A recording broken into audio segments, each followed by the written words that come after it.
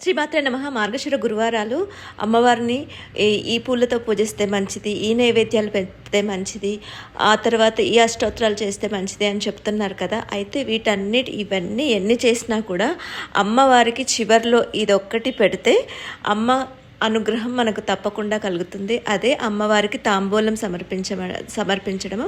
అమ్మవారికి ఎన్ని పూజలు చేసినా చివర్లో తాంబూలం సమర్పిస్తేనే మనం చేసిన పూజకి పరిపూర్ణత లభిస్తుంది. ఆ తాంబూలం ఎలా 2 తమలపాకులు తీసుకొని అందులో సున్నము, తేనె, సోంపు, వక్క ఇవన్నీ కలిపి మనం పొట్లంలాగా కట్టి దానిపైన లవంగాతో అమ్మవారికి సమర్పించి దీన్ని మనం ఉదయమైనా సాయంత్రమైనా అమ్మవారికి ఈ తాంబూలం సమర్పించవచ్చు. ఆ తర్వాత ఇంట్లో ఎవరైనా ఈ తాంబూలం తప్పకుండా స్వీకరించాలి. అప్పుడు మనము తాంబూలం ఏదైతే ఎర్రగా పండుతుందో మన సంసారం కూడా అలాగే చల్లగా ఆనందంగా ఉంటుందని చెప్తారు.